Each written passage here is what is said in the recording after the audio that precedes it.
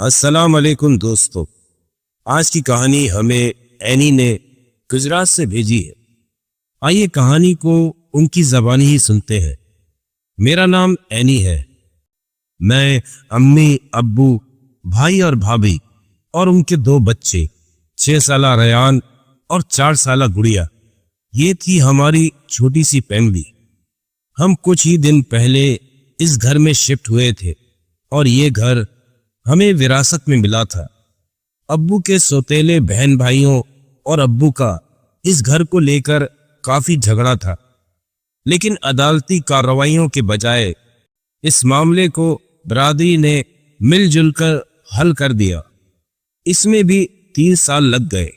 فیصلہ ابو کے حق میں ہوا، پھر بھی انہوں نے گھر خالی کرنے میں 2 ماہ لگا دیے۔ امی اس گھر میں شفٹ ہونا نہیں چاہتی تھے۔ وجہ یہ بھی تھی، ہم سالوں سے جس جگہ رہ رہے تھے وہ محلہ بہت اچھا تھا۔ ہمارا پرانا گھر چھوٹا ضرور تھا لیکن پرسکون تھا۔ امی یہی چاہتی تھی اس وراثت میں ملے گھر کو بیچ دے، لیکن ابو نہیں مانے۔ ہم اپنے چھوٹے سے خاندان سمیت اس گھر میں شفٹ ہو گئے۔ میں بچپن سے ہی بے حد پڑھاکو لڑکی تھی۔ پڑھائی کے علاوہ جو دوسرا شوق مجھے تھا وہ تھا جانوروں سے لگاؤ۔ پڑھنے کے بعد جتنا وقت بچتا میں وہ اپنے مٹھو طوطے، جس کا نام میں نے سنی رکھا ہوا تھا، اس کے ساتھ گزارتی۔ اس کو بولنا سکھاتی، اس کو اپنے ہاتھ سے کھلاتی۔ میں ریان اور گڑیا کو بھی ہاتھ نہیں لگانے دیتی تھی۔ میرے کمرے میں تو وہ سارا وقت کھلا پھر رہا ہوتا تھا، کبھی پردے کی ریلنگ پر، کبھی بیڈ کے نیچے۔ جب میں گھر پر نہیں ہوتی اس کو پنجرے میں ڈال جاتی۔ پچھلے 5 سال سے وہ میرے پاس تھا۔ 2010 میں نے میٹرک کیا تھا اور انہی چھٹیوں میں ہم اس گھر میں شفٹ ہو گئے۔ گھر کافی بڑا تھا۔ ہم نے نچلی منزل پر ہی رہائش رکھی۔ اوپر کی منزل پر 2 کمرے تھے۔ ابو کا ارادہ تھا باہر سے سینہ نکال کر اس کو کرائے پر اٹھا دیں گے۔ امی نے قرآن خوانی 2 دن بعد رکھی تھی۔ ان 2 دنوں میں ہم نے گھر کی ساری سیٹنگ کر لینی تھی۔ اس گھر میں پہلا دن میری زندگی کا سیاہ دن تھا۔ ہم صبح سے کاموں میں لگے تھے۔ فارغ ہوتے ہوتے رات کے 10 بج گئے۔ میری نیند سے حالت خراب ہو رہی تھی۔ میں نے تو امی کو بھی کہہ دیا مجھے صبح جلدی مت اٹھائیے گا۔ میں اپنے سنی کا پنجرا اٹھائے کمرے میں آ گئی۔ وہ ہمیشہ سے میرے ساتھ ہی رہتا تھا۔ ابھی تو کمرہ بکھرا پڑا تھا۔ جگہ بنا کر میں لیٹ گئی۔ میں نے لائٹ آف کر دی۔ وہ واقعی بڑا سمجھدار طوطا تھا۔ لائٹ آف ہونے کے بعد وہ شور نہیں کرتا تھا، لیکن جب بہت دیر ہو جاتی تو وہ خود شور ڈال دیتا۔ اینی اٹھو، اینی اٹھو، پھر مجھے اٹھنا ہی پڑتا۔ تھکن کی وجہ سے بہت جلد نیند آ گئی۔ مجھے سوئے ہوئے شاید گھنٹہ ہی گزرا ہوگا کہ سنی کی آواز نے مجھے جگا ڈالا۔ اینی اٹھو، اینی اٹھو، وہ بولے جا رہا تھا۔ پہلے تو میں نے منہ پر تکیہ رکھ لیا، لیکن وہ چپ نہیں ہوا تو مجھے تکیہ پھینک کر اٹھنا ہی پڑا۔ وہ پر پھیلائے پنجرے میں تیز تیز گول گول گھوم رہا تھا۔ میں نے اٹھ کر لائٹ کھولی، لیکن وہ اسی طرح بولے جا رہا تھا۔ یہ کچھ عجیب تھا۔ سنی کبھی بھی ایسے نہیں کرتا تھا۔ میں نے پریشانی سے پنجرے کا دروازہ کھولا۔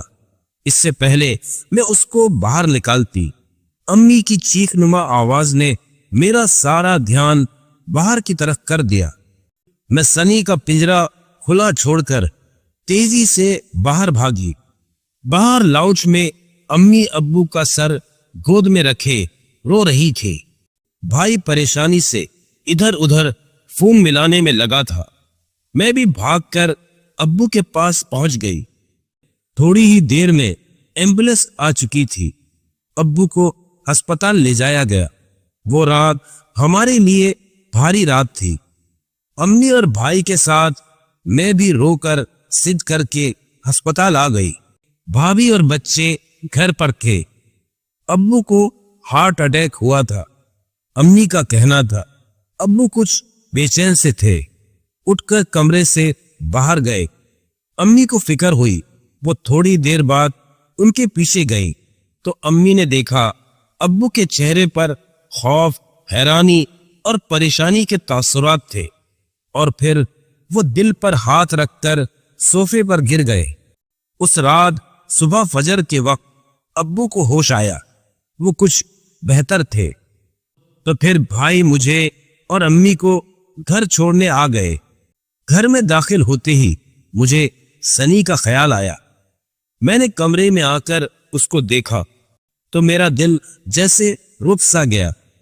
میرا سنی بے جان پڑا تھا۔ میرے لیے یہ ایک سانحہ تھا۔ ابو صحت یاب ہو کر گھر آ گئے۔ سنی چلا گیا۔ سب کا یہی کہنا تھا اس نے اس گھر پر آنے والی مصیبت اپنے اوپر لے لی۔ وہ مصیبت کیا تھی اللہ ہی بہتر جانتا ہے۔ اس گھر میں گزارنے والی پہلی رات ہم نے ہسپتال میں گزاری۔ مجھے چپ لگ گئی تھی۔ ابو نے گھر آ کر مجھے خاص طور پر بلا کر پیار کیا۔ وہ سمجھتے تھے کہ مجھے سنی کے جانے کا دکھ ہے، لیکن ابو نے سب کے پوچھنے پر بھی اس رات کیا ہوا تھا یہ کسی کو نہیں بتایا۔ بس یہی کہا کہ ان کو اچانک ہی درد اٹھا تھا۔ ابو کو گھر آئے 4 دن ہی ہوئے تھے۔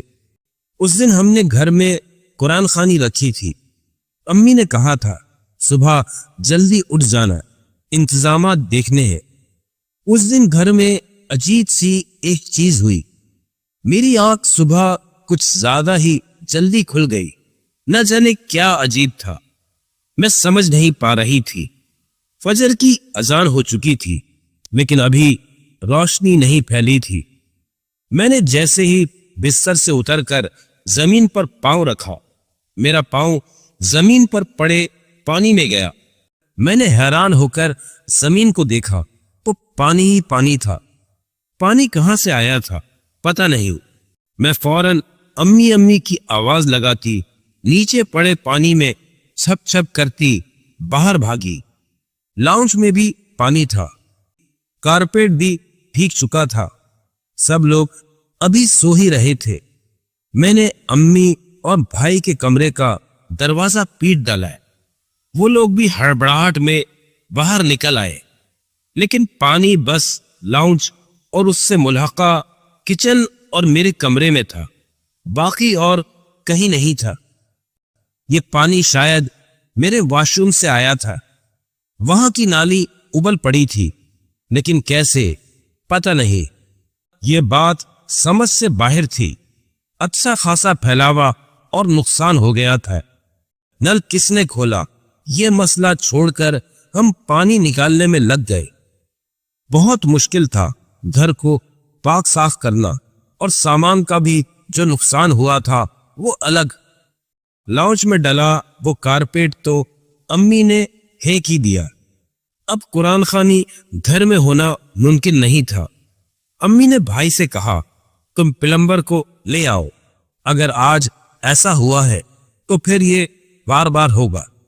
بھائی نے ایسا ہی کیا۔ فی الحال تو مسجد میں ہی قرآن پڑھوا لیا گیا۔ پلمبر آیا، اس نے سارا دن ٹھوک بجا کر ہر طرح سے اندر باہر سے دیکھ لیا، پانی کی لیکیج کا سرا نہیں ملا۔ ایک اور بے حد برا دن اس گھر میں گزرا۔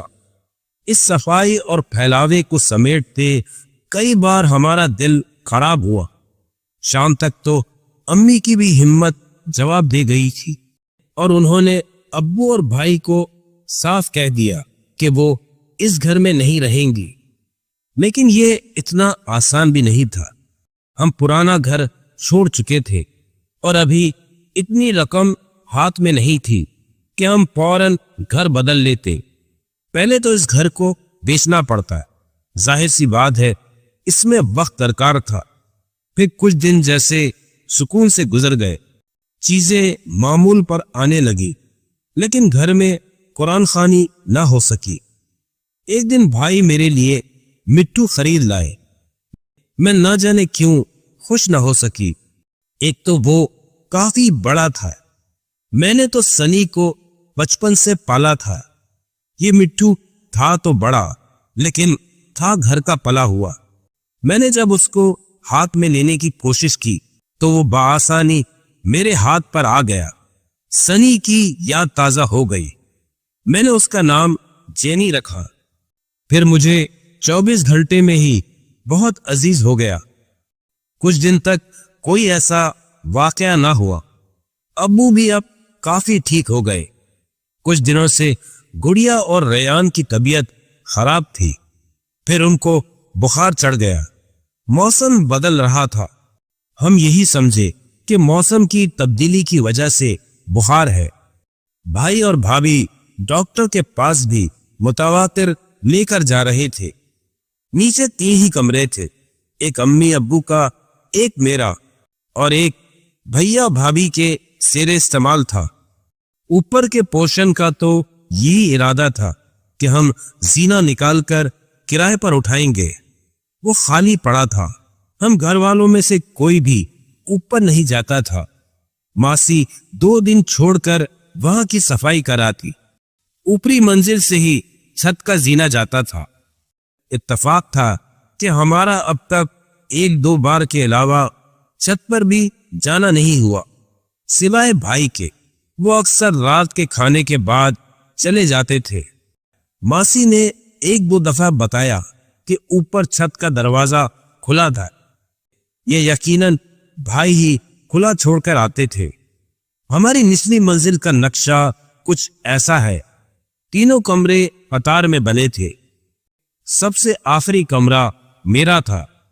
उसके साथ ही ऊपर जाने वाला जीना मेरे कमरे से लाउंज का बड़ा सा दरवाजा जो सामने सहन में खुलता है वो भी दिखाई देता था। उस रात मैं जल्दी सो गई। 2 बजे के आसपास गरज चमक के साथ तेज बारिश शुरू हुई और लाइट चली गई।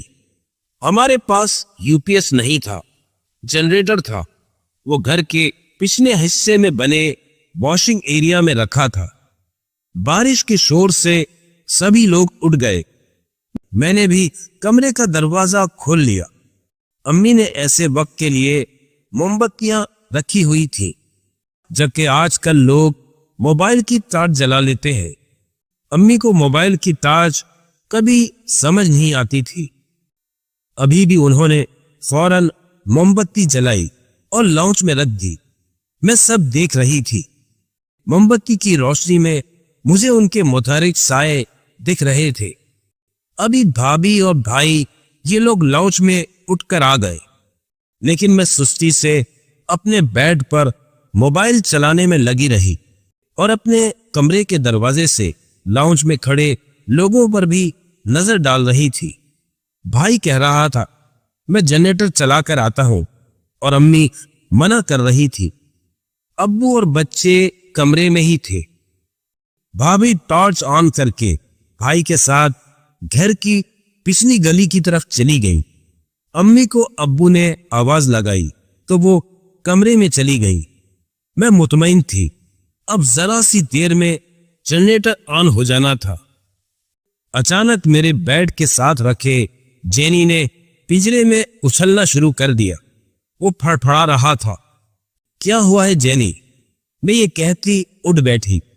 उसी वक्त मुझे लगा मेरे कमरे के दरवाजे से कोई झांक रहा था। मैंने चौंक कर देखा, वो रेयान था। अरे रेयान, अंदर आ जाओ। मैंने उसको आवाज दी, लेकिन बजाय अंदर आने के वो ऊपर की तरफ जाने वाले सीने की तरफ भागा। मैं सटपटा कर उसके पीछे भागी। वो ऊपर जा रहा था।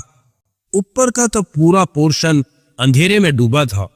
रेयान, रेयान, नीचे आओ, ये कहती मैं भी उसके पीछे भागी। वो ऊपर पहुंच गया था और फिर वो भागता हुआ छत पर चला गया।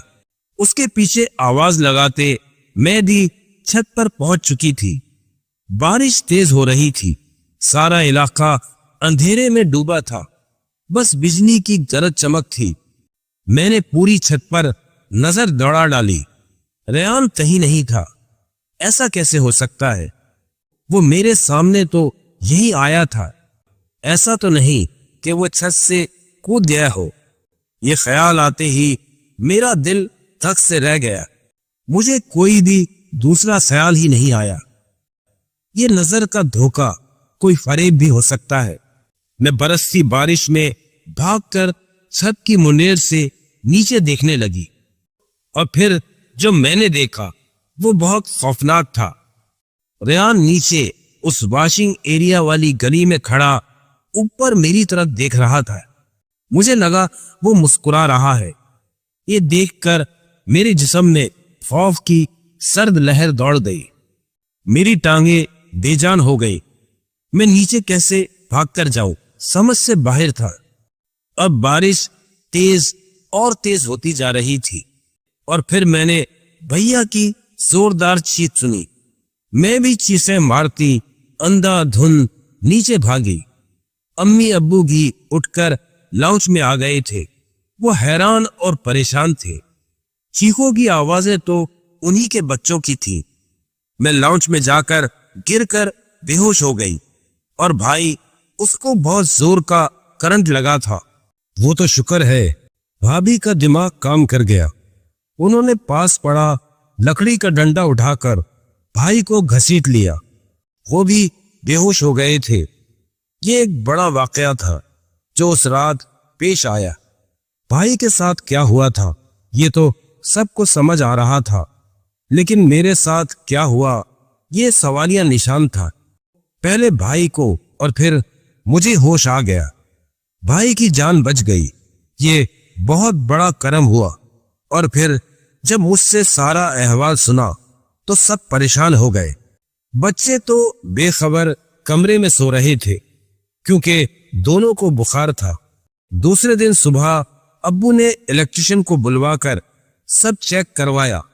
ایک تار کٹی ہوئی تھی، جیسے باقاعدہ کسی نے کاٹی ہو، جبکہ اسی الیکٹریشین نے یہ ساری تاریں خود لگائی تھی۔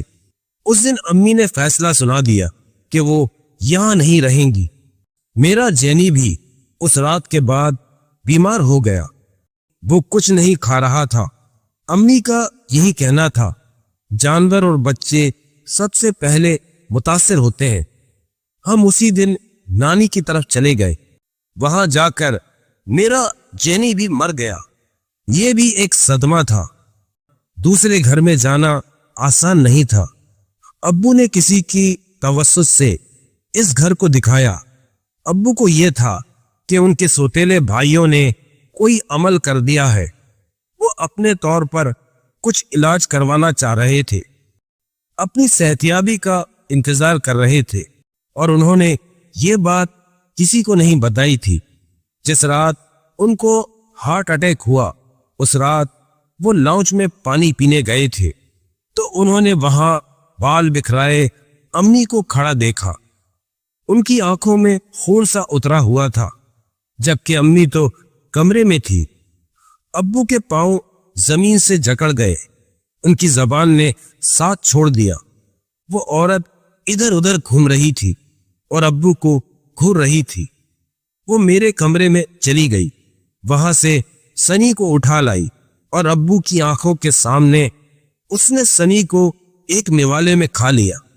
بس اسی پل ابو کو ہارٹ اٹیک ہو گیا تھا، اور پھر ایک جاننے والے کے توسط سے ایک عامل کو بلوایا گیا۔